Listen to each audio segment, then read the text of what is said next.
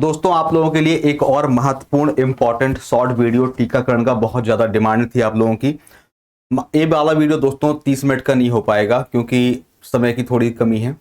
मैं सिर्फ 8 से 9 मिनट में कुछ जानकारी दूंगा। टीकाकरण की जो बृहद जानकारी थी उसको बहुत फास्ट तरीके से जल्दी से आपको रिवाइज करवाऊंगा और कोशिश करूंगा कि आपको ये चीज़ बहुत ज़्यादा लाभदायक हो। ठीक है, स्क्रीनशॉट ले लीजिएगा। इन्फॉर्मेशन बहुत सारी है। मैं कुछ काम की इंफॉर्मेशन जो होगा वो आपको बताऊंगा। सबसे पहले दोस्तों हम बात करेंगे वैक्सीन की स्टोरेज की। वैक्सीन का स्टोरेज का कोई भी प्रश्न आता है आपको सिर्फ दो बातें याद रखनी है। या तो टेम्परेचर आपका 2 से 8 डिग्री सेल्सियस होगा, ठीक है, अधिकांश 80% वैक्सीन इसी पॉइंट पर रखी जाएंगी 2 से 8 डिग्री सेल्सियस पे, या फिर -15, -20, -30 माइनस वाले टेम्परेचर पर देखने को मिलेगा। ओपीवी, एमएमआर या फिर जो क्या बोलते हैं चिकन पॉक्स की वैक्सीन है, एक ठंड के टेम्परेचर में रखी जाती है। बाकी अधिकांश वैक्सीन आपको इसमें देखने को मिलेगी। तो आपको पहला पॉइंट जो आपको बताना चाह रहा हूं वो वैक्सीन के रेफ्रिजरेशन की है, उनको ठंडा रखने की है। ध्यान देना दोस्तों, 2 से 8 डिग्री सेल्सियस को 36 से 46 डिग्री फ़ारेनहाइट या 40 डिग्री के मेन फ़ारेनहाइट पे या फिर एक मीन फ़ारेनहाइट पे रख सकते हैं। इनमें से कौन कौन सी वैक्सीन है देख लो। एंथ्रेक्स, डीपीटी या D tap, TD, hepatitis A B, HIV, HPV, influenza, IPV है दोस्तों, यहाँ पे ओपीवी नहीं है। ओपीवी तो माइनस में आती है। ए मैं आपको जो जानकारी दे रहा हूं ये 2 से 8 डिग्री सेल्सियस वाली। जापानी इंसेफ्लाइटिस, मेनिनगोकल यानी कि मेनिनजाइटिस के लिए, न्यूमोकोकल यानी कि पीसीबी, रेबीज, रोटा वायरस, जितनी भी वैक्सीन है ज्यादातर 90% वैक्सीन आपकी 2 से 8 डिग्री सेल्सियस में आती है, 80 से 90%। इसके अलावा जो -15 से -20, -30, -40, इनफैक्ट -50 डिग्री सेल्सियस तक की यदि हम बात करें फ़ारेनहाइट पे, 58 डिग्री से लेकर के फ़ारेनहाइट से लेकर 5 डिग्री फ़ारेनहाइट तक की बात करें तो यहां पर आपको बहुत कोल्ड में रखना है या फिर फ्रीजर के पास वाले पॉइंट में रखना है। इनमें से एमएमआर की वैक्सीन है, ओपीवी की वैक्सीन है जो कि -20 डिग्री सेल्सियस के समथिंग में रखी जाती है। MMRV है, वेरिसेला जोस्टर वायरस जो कि चिकन पॉक्स के लिए यूज की जाती है। ठीक है, तो इनकी वैक्सीन यहां पे रखनी है। कभी भी याद रखिएगा लिक्विड वैक्सीन को फ्रीज नहीं किया जाता है। ये आपके लिए शॉर्ट पॉइंट बताया है, मात्र 1 मिनट के अंदर अंदर। अगला सर इसी से रिलेटेड है, ये हमारा फ्रीजर होता है। हमेशा फ्रीजर वाले पॉइंट में आइस क्यूब, आइस पैक रखे जाते हैं। उसके बाद पहले, दूसरे, तीसरे कंपार्टमेंट में पहले में ओपीवी, मीजल्स यानी कि एमएमआर वगैरह या फिर जो भी आपको माइनस में रखनी है वो आप पहले कंपार्टमेंट में। अदर जितनी भी वैक्सीन होंगी, बीसीजी, डीपीटी या जो भी वैक्सीन है वो दूसरे कंपार्टमेंट, और नीचे वाले कंपार्टमेंट बॉर्डर की बॉटल्स रखी जाती है। इस शॉर्ट में आपको रिवाइज कर रहे हैं। अब हम बात करेंगे कौन कौन सी वैक्सीन लाइव होती है, कौन कौन सी वैक्सीन डेड होती है। बहुत बच्चों को कंफ्यूजन होता है। तो कुछ वैक्सीन सिर्फ लाइव है, कुछ वैक्सीन सिर्फ किल्ड है, कुछ लाइव और किल्ड दोनों होती है। उसकी टेबल पूरी की पूरी बनी है। इस टेबल को एक बार अच्छे से जाके पढ़ लीजिएगा, आपके एग्जाम में काम आएगा। एग्जाम्पल के लिए यहाँ पे इनएक्टिव और किल्ड वैक्सीन लिखी है। हिंदी में इसका मतलब क्या होगा? हिंदी में किल्ड का मतलब ये मृत टीके हैं, ये मृत टीके हैं या इनएक्टिव हैं या फिर असक्रिय टीके हैं। ये लाइव वैक्सीन है यानी कि जीवित टीके हैं या फिर सक्रिय टीके हैं, याद रखिएगा। इनमें से एग्जाम्पल के लिए जैसे कि हम टीडी की बात करें, डिप्थीरिया और टेटनस की vaccine, hepatitis A B, pneumococcal का मतलब आपकी क्या बोलते हैं, निमोनिया के लिए वैक्सीन होती है, पीसीबी बोलते हैं, मेनिनगोकल मेनिनजाइटिस के लिए, एचपीवी, हर्बीज, जोस्टर। ये सारे आपके इस साइड वाले एग्जाम्पल इनएक्टिव के हैं, किल्ड के हैं, और ए वाली जीवित के लिखे हैं। इनमें से कुछ ऐसी वैक्सीन है जो दोनों आती है। जैसे कि टाइफाइड की हम बात करें तो टाइफाइड का यदि इंजेक्शन लगवाएंगे तो मृत में आएगा, और टाइफाइड की ओरल वैक्सीन जो होगी वो लाइव में आएगी। अधिकांश जो ओरल वैक्सीन मिलेगी, चाहे वो पोलियो की हो या फिर टाइफाइड की हो, मोस्टली ओरल वैक्सीन लाइव दी जाती है, याद रखिएगा। तो इस टेबल को एक बार पढ़ लेंगे, आपको समझ में आएगा। अब मैं फटाफट तरीके से कुछ वैक्सीन की काम की चीजें बताऊंगा। शॉर्ट में बहुत टेबल नहीं बना पाया हूं, लेकिन स्पीड से काम की चीजें आपको बता दूंगा। यदि बात करें बीसीजी के टीके की तो कॉलमेट गुएरेन ने खोज की 1921 में। पूरा नाम बैसिलस कॉलमेट गुएरेन होता है। तपेदिक क्षय रोग टीबी के लिए लगती है। नवजात शिशुओं को लगाते हैं जन्म के समय 24 घंटे के अंदर। 0.05 ml। यदि टीका छूट जाता है तो बाद में 1 महीने के बाद में आफ्टर 1 मंथ 0.1 ml दिया जा सकता है। तरीका क्या होता है? इंट्राडर्मल। इंट्राडर्मल का मतलब होता है 15 डिग्री पे लगाया जाता है ऊपरी त्वचा में, अपर स्किन में। टीका लगाने की जो विधि होगी, जगह होगी, वो बाएं हाथ में लगा सकते हैं। अगला हम बात करेंगे हेपेटाइटिस बी का। तो हेपेटाइटिस बी की वैक्सीन की खोज डॉक्टर बारुम बर्ग ने 1969 में की थी और वायरस की खोज 1967 में हुई थी।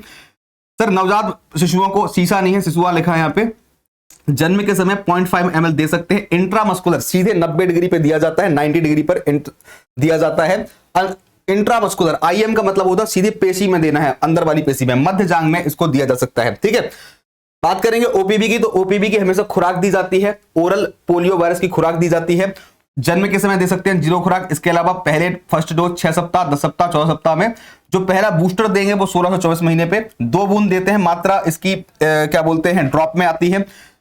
-20 डिग्री या -15 डिग्री सेल्सियस पे आप इसको स्टोरेज कर सकते हैं। याद रखेंगे, खोज की थी अल्बर्ट सेवन ने 1957 में, उपयोग 1961 में हुआ था।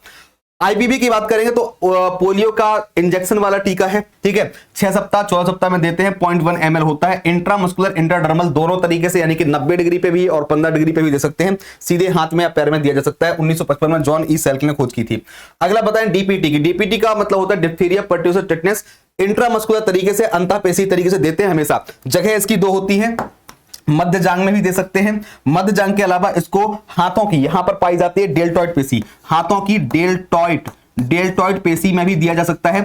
जब आपसे खाली DPT पूछे, सिर्फ DPT, तो आप डेल्टॉइड पेशी बताएंगे। DPT को पेंटावैलेंट वैक्सीन के साथ भी मिला के देते हैं, और जब पेंटावैलेंट के साथ देंगे तो आप मध्य जांग बोलेंगे। पेंटा के साथ मध्य जांग में, और अकेले पूछेगा तो डेल्टॉइड पेशी। बाकी ऑप्शन जो भी है, काम की चीजें आपको लिखी हुई हैं, आप पढ़ सकते हैं, स्क्रीनशॉट ले सकते हैं, पढ़ सकते हैं। अगले हम बात करें pentavalent vaccine. Sir pentavalent vaccine में 5 वैक्सीन मिक्स होती हैं। DPT 3 तो आपके ये हो गए। इसके अलावा HIV होता है, HIV होता है जो कि इन्फ्लुएंजा का है, और इसके अलावा हेपेटाइटिस B होता है जो कि हेपेटाइटिस B की वैक्सीन है। 5 का मिला दिया पेंटावैलेंट। इंट्रामस्कुलर लगाना है, 90 डिग्री पर सीधे लगाना है, दाई मध्य जांग में, या फिर हम बोल सकते हैं anterior lateral side of mid thigh के इस सरफेस पे लगाना है। इंट्रामस्कुलर 0.5 ml 6, 10 और 14 सप्ताह में लगाते हैं बच्चों को, याद रखेंगे। इंडिया ने इंट्रोड्यूस किया था 2011 में, ये पॉइंट याद रखेंगे। रोटा वायरस की बात करेंगे तो रोटा वायरस की हमेशा बूंदें दी जाती हैं, 5 बूंद देंगे 6, 10, 14 सप्ताह में। मुख से अधिकतम 1 वर्ष तक दे सकते हैं, ये पॉइंट आपको याद रखना है। रूथ वेसप ने खोज की थी 1973 में। अगला हम यदि बात करें PCV का मतलब होता है, यहाँ पे न्यूमोकोकल की बात की जा रही है, निमोनिया के लिए। खोज की थी Oscar seaman and Wolfgang Caspar ने 1927 में। निमोनिया बच्चों को लगाते हैं 6 सप्ताह, 10 सप्ताह में, 14 सप्ताह में, और चाहें तो इसका बूस्टर डोज 9 माह में दिया जा सकता है। 0.5 ml मात्रा है, 90 डिग्री पे देंगे, मध्य जांग पर देंगे PCV की वैक्सीन। अगला यदि हम बात करें MMR की, तो मीजल्स, मम्प्स और रुबेला के लिए, खसरा के लिए, गलसुआ के लिए और रुबेला के लिए, तीनों के लिए एक वैक्सीन। इसका संयुक्त रूप से खोज हुआ था 1971 में, मॉरिस हेलमैन ने खोज करी थी। पहली डोज 9 महीने से 12 महीने के बीच में, दूसरी डोज 16 से 24 महीने के बीच में। एक जापानी इंसेफ्लाइटिस की वैक्सीन आती है, उसको भी सेम टाइम पर दिया जाता है और सेम तरीके से दिया जाता है जापानी इंसेफ्लाइटिस की वैक्सीन को। ठीक है, पहली डोज बता दिए 0.5 ml मात्रा। हमेशा इसको सब क्यूटेनियस लेयर पे दिया जाएगा, 45 डिग्री पर दिया जाएगा। यहां पर लिखा होगा 45 डिग्री, नहीं लिखा तो बता दिया, 45 डिग्री पर सब क्यूटेनियस लेयर पे दिया जाता है, याद रखेंगे। ठीक है, राइट अपर आर्म में दिया जाएगा, ये पॉइंट याद रखेंगे। अगला यदि हम बात करें, ये मीजल्स, मम्प्स और रुबेला की अलग अलग खोजें लिखी हुई हैं, और इन तीनों को मिलाकर के 1971 में खोज अलग लिखी हुई, पढ़ सकते हैं। जापानी इंसेफ्लाइटिस हमेशा क्या बोलते हैं, इसी के साथ में जो मैंने MMR बताया ना, तो MMR के साथ में ही जापानी इंसेफ्लाइटिस को दिया जाता है। पहली डोज 9 से 12 महीने, 16 से 24 महीने में 0.5 ml। सब क्यूटेनियस लेयर में जो भी चीजें दिया जाएगा उनको 45 डिग्री के एंगल पर दिया जाएगा। लेफ्ट अपर आर्म, इसमें आर्म बस चेंज कर दी गई है, बाकी सब यहाँ पर राइट अपर आर्म थी और यहाँ पर लेफ्ट अपर आर्म कर दिया गया है, उल्टा हाथ कर दिया गया है। यहां तक का पॉइंट समझ में आ गया होगा। TD और TT की बात करें, डिप्थीरिया टिटनेस की बात करें, तो ये बच्चों और गर्भवती माताओं को दोनों को लगेगा। माताओं को यदि लगाया जा रहा है, तरीका क्या होता है, 0.5 ml मात्रा इंट्रामस्कुलर यानी कि 90 डिग्री पे लगाया जाएगा, ऊपरी वहां पे अपर बार्म पे लगाया जाएगा। टिटनेस टॉक्साइड की प्रक्रिया पूरी की पूरी सेम है, TT बोल लो चाहे TD बोल दो। तरीके लिखे हैं, पहली डोज, दूसरी डोज कब, ध्यान देना। बच्चों को पहला डोज 10 साल, दूसरा डोज 16 साल। गर्भवती माता को गर्भ धारण के प्रारंभ में या जैसी जानकारी मिलती है पहली तिमाही में, पहले टीके के लगने के 4 सप्ताह बाद, याद रखिएगा दूसरा डोज। TT बूस्टर की जानकारी दी हुई है। चेचक के टीके की जानकारी बताएं तो बड़ी माता स्मॉल पॉक्स वेरियोला वायरस कहलाता, छोटी माता चिकन पॉक्स वेरिसेला वायरस कहलाता। एडवर्ड जेनर ने 1796 में पहला टीका बनाया था इस चीज का। पहली खुराक 12 से 15 महीने की उम्र में, दूसरी खुराक 4 से 6 साल की उम्र में दी जा सकती है। तरीका इसका नहीं बताया गया है। तो दोस्तों एक कुछ जानकारी थी, आई होप सो कि ये सारी की सारी जानकारियां आपको अच्छी लगी होंगी। शॉर्ट में बताया, मेरे पास समय थोड़ा सा कम बचा हुआ था इसलिए मैं ज्यादा डिटेल में नहीं बता पाया हूं। जानकारी अच्छी लगी हो, कितनी उपयोगी है, हमें कमेंट करके बताइएगा, और आपके सिलेक्शन के लिए कितना प्रभावी है, हमारी मेहनत कितनी पसंद आई है आपको, अवश्य बताएं। थैंक यू, जय हिंद, जय भारत।